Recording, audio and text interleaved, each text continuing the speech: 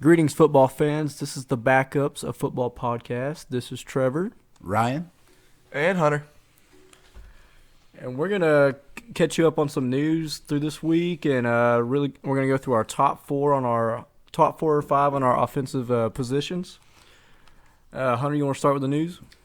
Of course. So this week in the NFL, we're going to get started with the CBA news. For those of you that don't know, the CBA is the collective bargaining agreement set between the NFLPA and the owners. It is currently under contract until 2021, but the owners are trying to hammer one out right now. So this new CBA that they're trying to propose would change it to a 17-game schedule, a 17 playoff, I believe. 17 playoffs 17 per conference. Because they're adding an extra team per playoff, per conference. And then a $250,000 cap on players' salary for that 17th game. There have been really mixed reviews by the players. I'm sure you've seen it on Twitter or the news or Sports Center. But J.J. Watt is one of the players that has come out and been blatantly like, no, not it. Richard Sherman has been very vocal about it also. So I'm sure Sherman, of all people, has probably tweeted more about it. I truthfully haven't checked at the time of recording. So, yeah. What do you guys think about it? And didn't you say that the NFLPA voted the current proposal down 6-5? No, they voted this new proposal down 6-5. Okay, I got you. And so we have another year left on the current proposal. Oh, the one that's what I'm saying. The one that's in effect. The current proposal. Yeah, the one in effect okay. has one more year. Expires Right. in 2021. The one that the owners are trying to hammer out. The one that they're trying to hammer out would go into effect at the end of 2021. Right, correct. So, And also, I mean, I listed in there were, excuse me, concessions for less marijuana tests, things like that. You had a couple others. oh yeah, so the charges for that, for marijuana testing, it'd be less tests. There would be less penalties for those that could not pass the drug test. And then it said something about a percentage of the sales or of league revenue on gambling, which is kind of intriguing to me. I'd like to see more details about that, but that was some of the stuff that popped up. They also decided to shorten the preseason by one game, or that was in the CBA. And I believe the players and a lot of the media members are pro that. So, I mean, that one could be passed if it is changed, maybe just on its own, but I doubt it will be. So we'll see how that goes. Yeah. In other news, Drew Brees is headed back to the New Orleans Saints. We spoke last week about some quarterbacks with team needs during the mock draft, or some teams with quarterback needs. Good gracious, I'm not with it today. Some teams with quarterback needs last week in the mock draft, and I think we did mention that if Drew Brees were not to return to New Orleans, there would be kind of the quarterback kerfuffle there with Teddy, Taysom Hill, etc. But with Drew Brees returning for one more year, we'll have to talk more about that going into our positional ranks today. That does pose a good question, though, for the future. What does this bring for Teddy B and Taysom Hill in terms of free agency? Both want to be starters. Both think they're good enough to be starters. So I guess we'll see what happens with them. On to the next thing. The Detroit Lions have come out and said they are open to trading the number 3 pick. Is there anything or anybody that you think could be lurking at that number 3 pick? I think there are several teams that are looking to get that spot just so they can grab Tua. It's already come out recently that he's on a good track to be healthy. He won't throw at the combine, but I think he will do medical tests. And he may do a pro day before the draft. It depends on the timing of it. So with teams wanting to jump for him, it could be I think the favorites for me would be Chargers, maybe even Raiders, depending on good old John Gruden. What about you, Ryan? Yeah, I mean, I think it's really likely that Miami is going to get aggressive and trade up with all of the capital they have in that first round. But my most likely candidate to trade up to 3, aside from them, would definitely be Oakland. They do have 2 picks. In Las Vegas. Yes, good gracious, we have problems on this show with not calling them Las Vegas, and I swear to you, we'll get it right.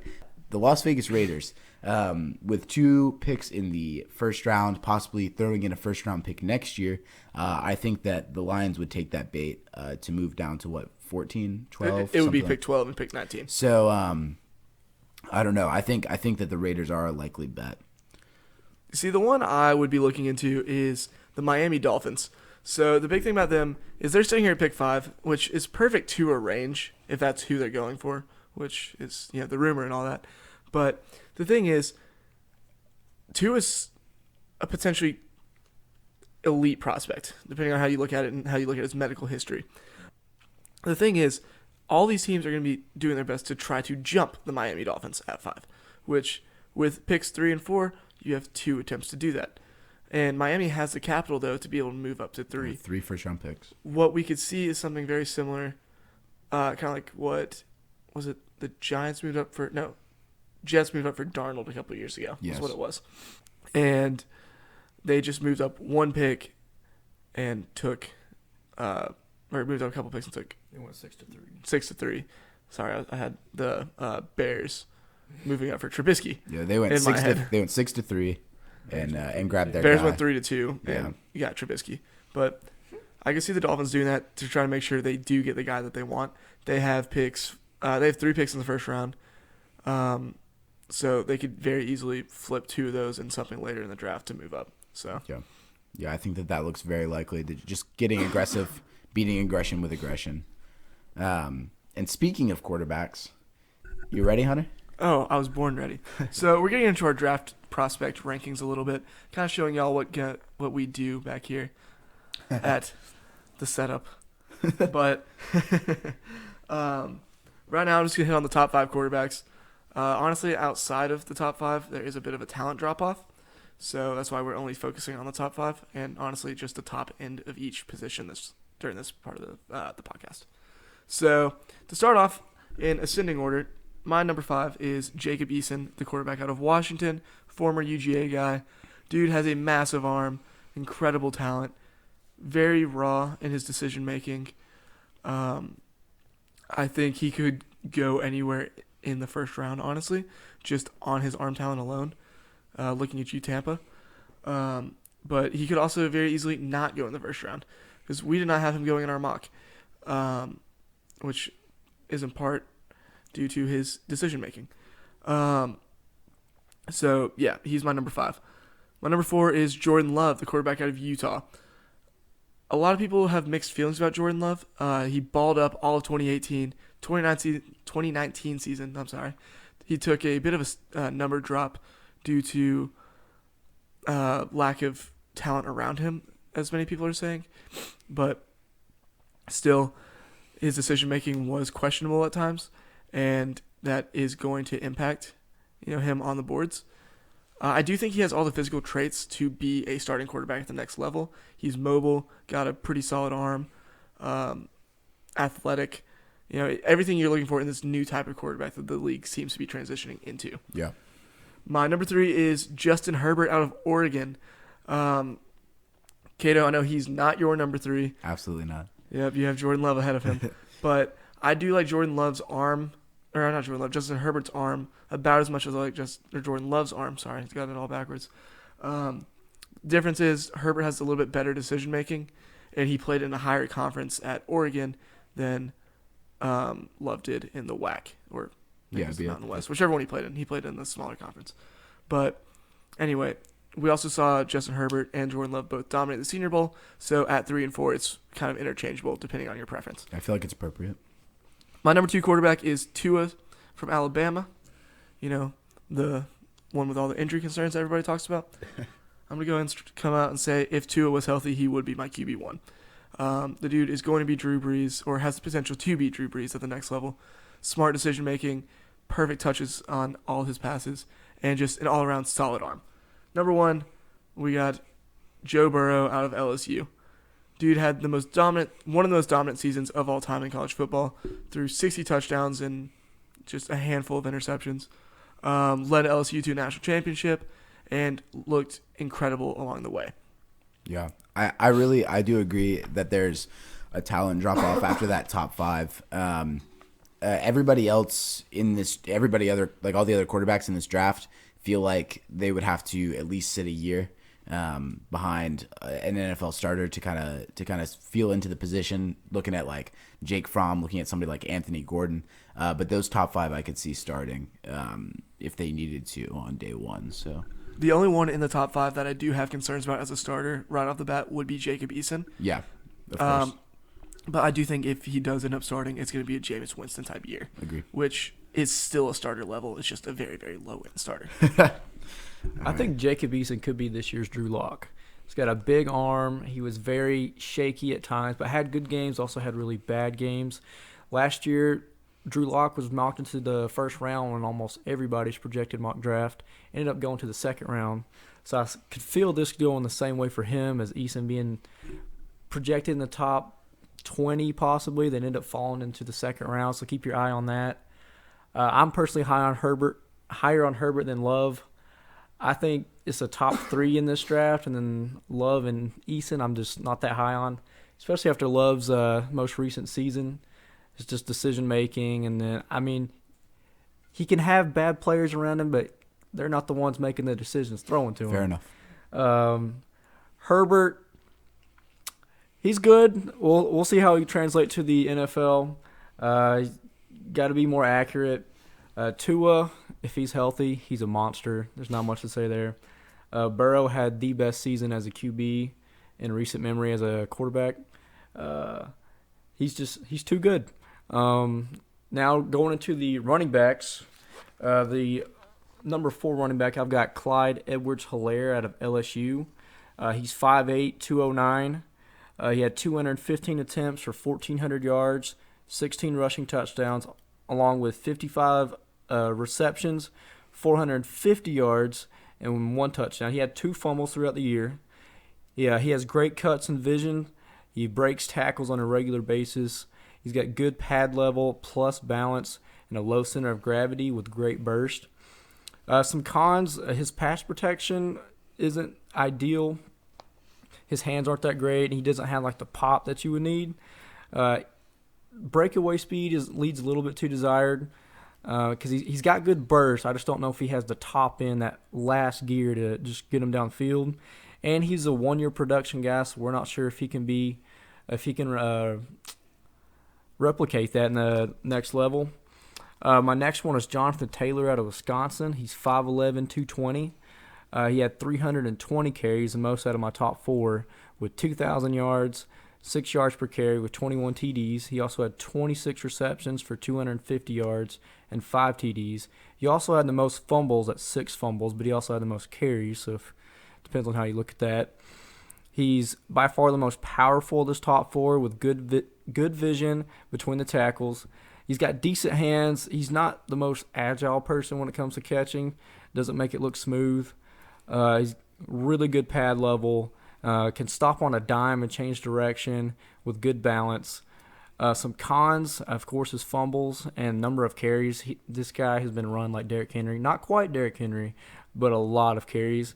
Edge speed leads a little bit to be desired. He reminds me a lot of Nick Chubb, and I think he could be a Nick Chubb clone at the next level. Then my next running back is J.K. Dobbins out of Ohio State. He's 5'10", 217. He had 300 carries, the second most out of my top 4, with 2,000 yards, 6.7 yards per carry, and then he had 21 TDs. He also had 23 receptions, 250 yards, with 2 TDs, with 3 fumbles. He has great vision, game-breaking speed. If you give him a hole with some open space in the secondary, he's gone. He's got great hands, looks really smooth catching the ball. He's elite in space and around the edge. He could be a 3-down back. Some cons, his pass protection is not very good. He's going to have to really bolster that if he's going to be a good running back at the next level. His power between the tackles on short yardage, he's not too great at that. When it's like a 3rd and 10 or like a 2nd and 10 and he goes up the middle, it's not that bad. But if it's 3rd and 1, he can really get shut down. Then my top running back is DeAndre Swift out of Georgia. He's 5'9", 215. He had the least amount of carries and the least amount of carries in college altogether. 196 for 1,200 yards, 7 TDs. He had 24 receptions for 215 yards with 1 touchdown. He has great hands, really good burst, plus great breakaway speed, especially around the edge. His jukes, especially his dead leg juke, is elite. He'll probably roast some people on Sports Center next year doing that move. He's a 3-down back and really good in open space. Some cons, his workload capabilities. You have to pair him with somebody who can take the majority of the carries. I just don't think he can handle it. He's very average between the tackles. Most of his really good production comes around the edge. And then will he perform really well without a really good O-line? Because Georgia was known for their O-line, and that's my top 4. Okay, so quick question. I know a lot of people in this draft have been considering the J.K. Dobbins, DeAndre Swift debate. Who do you think is going to have the more, successful career? Because you just said who's the better prospect, but people have been arguing about who's the better pick for teams looking for a running back. I actually have J.K. Dobbins graded just 1 point higher than DeAndre Swift. I've got Dobbins at a 9.4 and a Swift at a 9.3. But I think Swift's overall game, projects better to the NFL. He'll be like an Alvin Kamara kind of deal. I got you. Yeah, I like those. I like that grade. I think that it's honestly like a top 2, and then everybody else when it comes to Swift and Dobbins.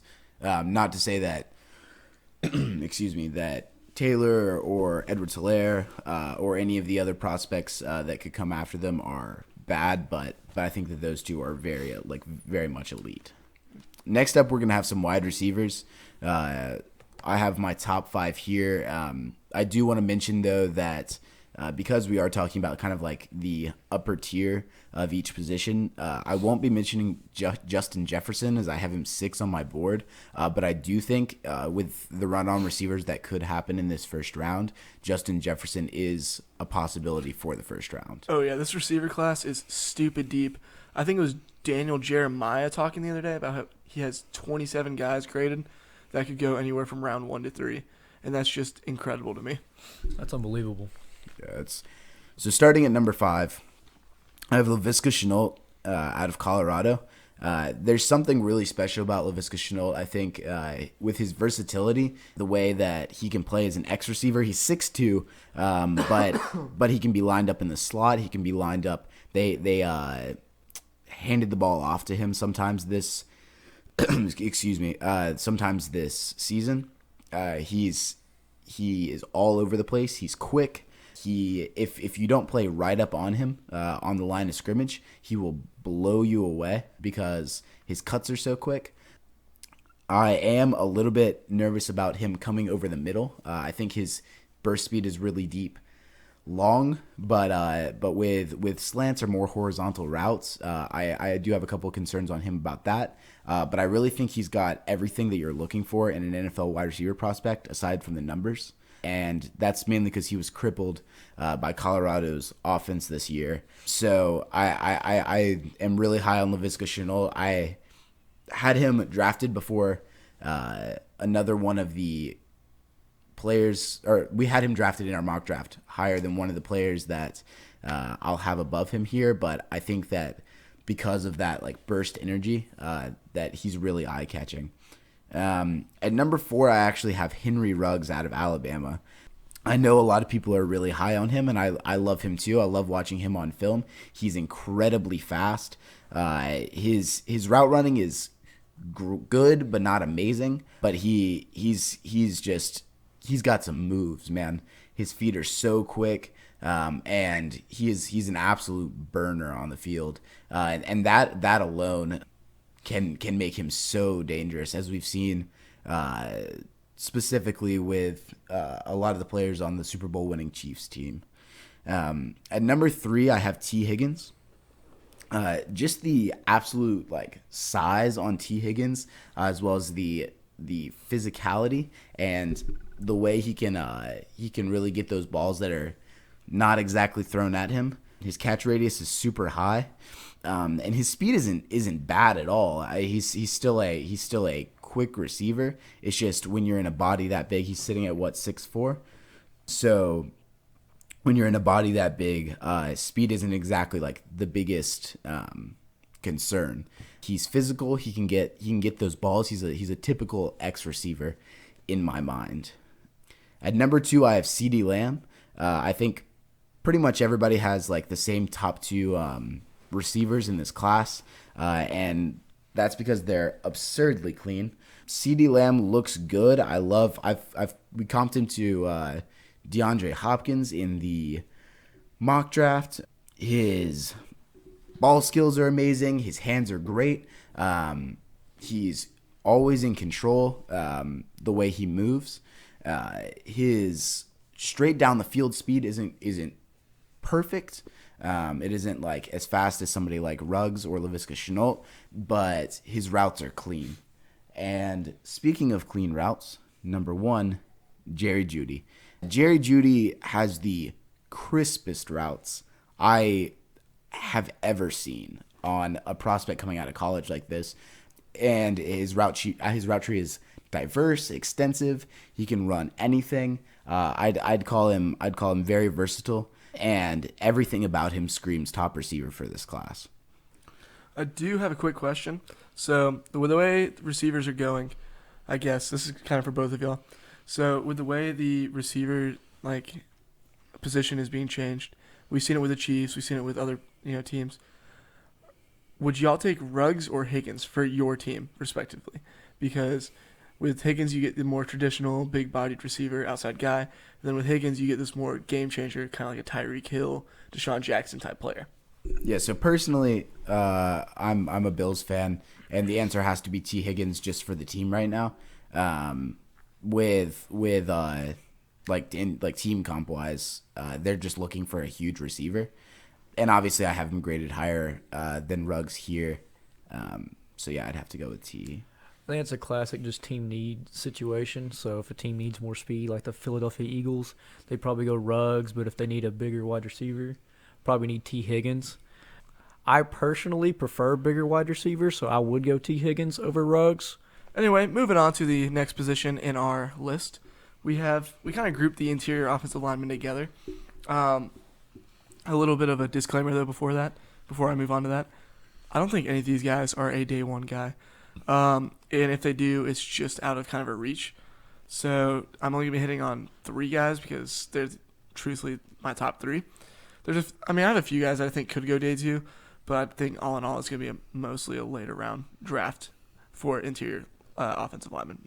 A lot of guys go in the 4th and 5th, but not really many in the 2nd or 3rd. But anyway, about that, here are the 3 that I think could go in the 2nd, 3rd, maybe even 1st for the top guy. We got Matt Hennessy out of Temple. He plays on the inside. I haven't really watched a ton of film on him. He's a smaller school guy. He does play well, though. The issue is going to be, I'm excited to see him at the combine because it's going to be cool to see him compared to guys from bigger schools. He plays at a MAC school, so the competition isn't really there. Pretty solid at the point of attack. He's a bigger guy. I believe he's 6'5", 315 or something like that. He's solid, all-around good interior offensive lineman. My second guy is Tyler Beasdaz out of Wisconsin. He's mostly played center for them over his time at Wisconsin. And he's just kind of an all-around solid offensive lineman. He's one of those guys that I think is going to be a mid-round 2. He could slide, though, just due to positional value. But at the same time, if a team needs a center, I could see them grabbing him right off the bat. Plays well. There are some concerns, though, because of how good Wisconsin's line is as a whole and how much of it is him, how much of it's not him. All in all, he's a pretty technically sound guy. And I think he'd also play guard at the next level, too. And then my number 1 is Cesar Ruiz out of Michigan. He's the only guy that I think could go round 1, and that's to maybe a team like the Chiefs at the end of round 1, who desperately need that interior O-line help. I think he could be a solid starter for most teams, playing at guard or center at the next level. Pretty strong, decent technician, not as good as Beasdaz, but he seems to be a bit stronger than Beasdaz. So those are my 3 interior offensive linemen. Yeah, it's good. I agree that none of them are looking like first-round talent outside of Ruiz, and even at that, it will be a reach. But there are definitely some day 2, day 3 looking guys when you look at the full board for interior offensive line, centers and guards. So, yeah, as a Falcons fan with Alex Mack due to hit free agency next year, I believe. I'd really love to see Beasdass fall to the Falcons in like the third roundish. Would be nice. All right, next we have offensive tackle. I did the top like 20 guys in this. Predicted top 20 picks, not 20 guys. Let me make that clear.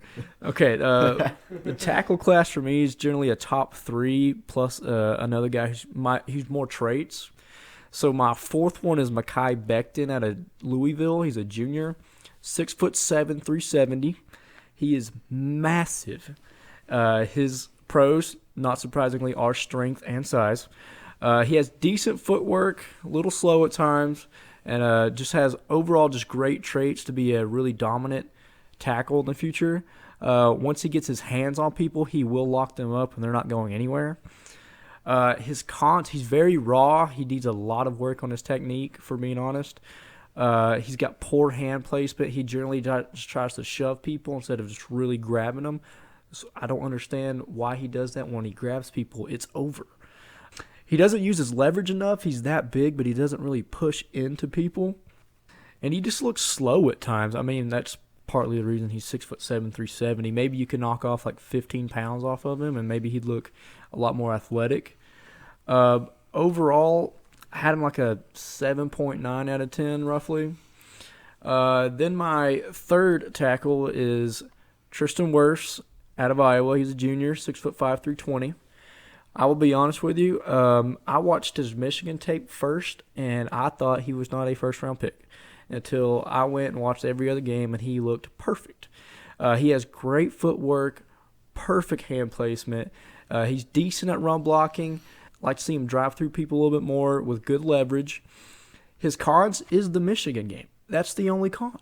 Really, if you watch the Michigan game, he doesn't look good. Every other game, he looks fantastic. The only other thing I could find is he can get caught off guard by power rushers at times, especially when they're running off a stunt. And then my second is Andrew Thomas. It's pretty much 1B and 1A, for being honest. Andrew Thomas out of Georgia, junior. He's 6'5", 320 pounds. He's a 3-year starter at Georgia and played in the SEC, so he's seen a lot of that talent. He's strong and powerful with a mean streak. Really good run blocker. He just loves to put his hands on people. He's got great posture and a good anchor.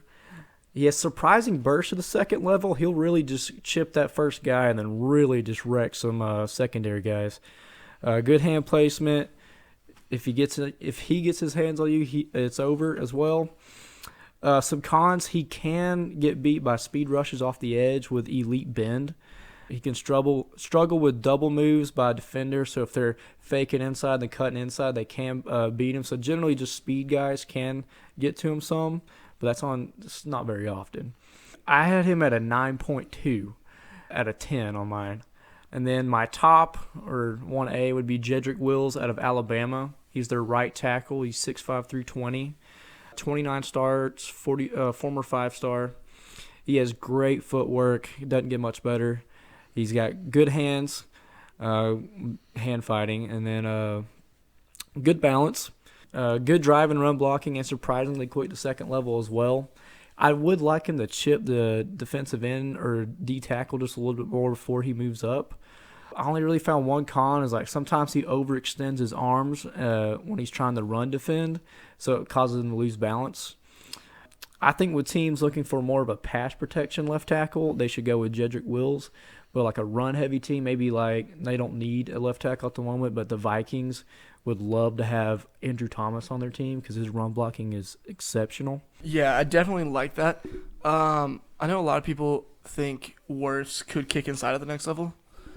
So what do you think about that? I think there's a lot of potential for that. I'll need to see him do it at right tackle first before I see him doing it at left tackle. So that would be the ideal situation for him, in my opinion. But if it doesn't work out, he would be just fine working inside. Nice. Well, anyway, moving on to the next position, we got tight ends brought to you by the one and only Ryan Cato. But before we hit on that, we'd like to thank our sponsors for this episode, Mick Ultra.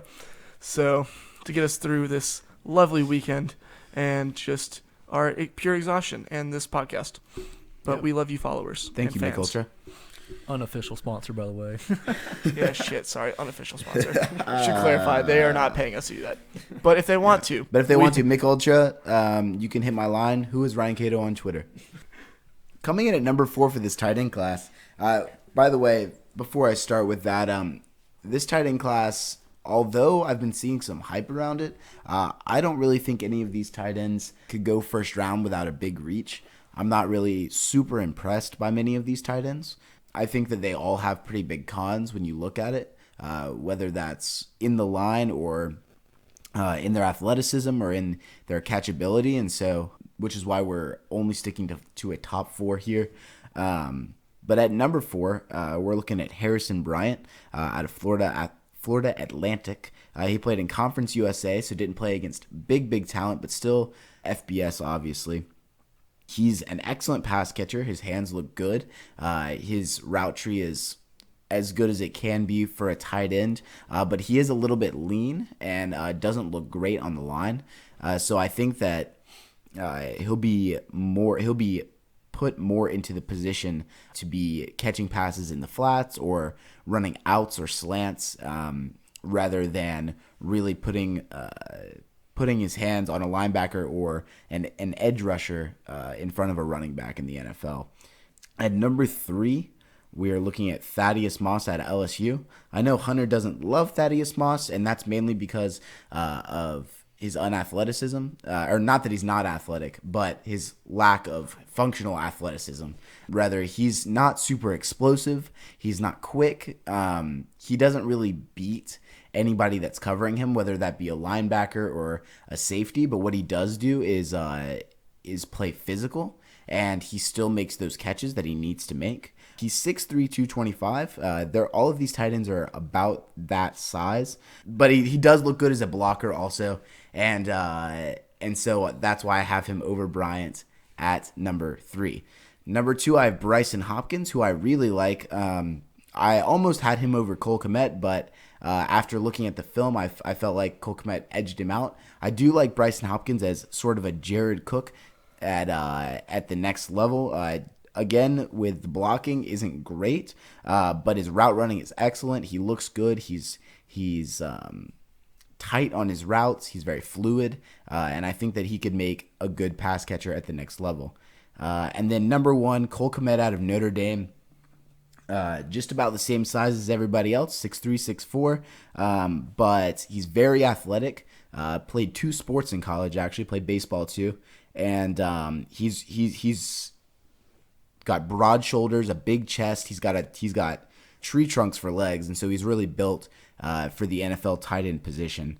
And despite having that like traditional tight end frame, still looks really good, fluid, athletic on the field. So those are my top 4 at the tight end position. All right. So quick question on your tight ends. I know a lot of people have Hunter Bryant in their top 5, and he just seemed to be missing. Do you want to say anything about that, or? Yeah. So I feel as if Hunter Bryant has about the same athleticism. Looking at like Harrison Bryant, about the 2 Bryants actually are pretty similar in terms of that. I also feel the same way about Hunter Bryant's blocking. Not great. The main thing that I saw with Hunter Bryant was drops, and they were everywhere. I didn't love his hands as much as I did somebody like Harrison Bryant or Thaddeus Moss, and which is why he got left out of those top 4. I think Harrison Bryant could be similar to last year's Chase Sternberger, just the way they're used. He's more of a pass catcher than he is a blocker, so they'll probably that's why Green Bay drafted him, just to give Aaron Rodgers another weapon last year. So I think Harrison Bryant will probably be that similar kind of track in the NFL. I do like Harrison Bryant a lot as a Falcons fan, because we've been linked a lot with losing Austin Hooper in free agency, which I think's more and more likely by the day. But Harrison Bryant would be my ideal replacement for that. Anyway, to wrap up our podcast for today, I'm going to ask our classic question to end. And today's question is going to be, will Taysom Hill ever be an NFL starter? Because he's come out and said he wants to be an NFL starter, and he thinks he can be an NFL starter. What do you guys think? Let me start in on this. All right, Mr. Taysom Hill, Mr. Third String. All right, I'm not a Taysom Hill fan. Even as a Falcons fan, I don't like him. And as a non-Falcons fan, I do not like him as my quarterback. The only way that Taysom Hill starts an NFL game if the first, second, third string guys all got hurt, and then they had to go with him. He might start an XFL game So are you saying Taysom Hill's a fourth string quarterback? at best, Oh my God. So XFL quarterback then? for sure. Would you take PJ Walker in the XFL leading your Houston Renegades over Taysom Hill? Houston Roughnecks, watch your tongue, buddy. My bad. My bad. That was just a mess up. Yeah, here's the thing about Taysom Hill. Let's show some respect, Trevor, okay? Taysom Hill is an athlete, okay? Taysom Hill can do it all. We've seen him. But is he a quarterback? Give me 2 seconds. Taysom Hill can do it all. He looks good. We love him here on the backups. But I've watched some Taysom Hill film from when, like right before he was drafted, from when he was in college at BYU, and the man is bad.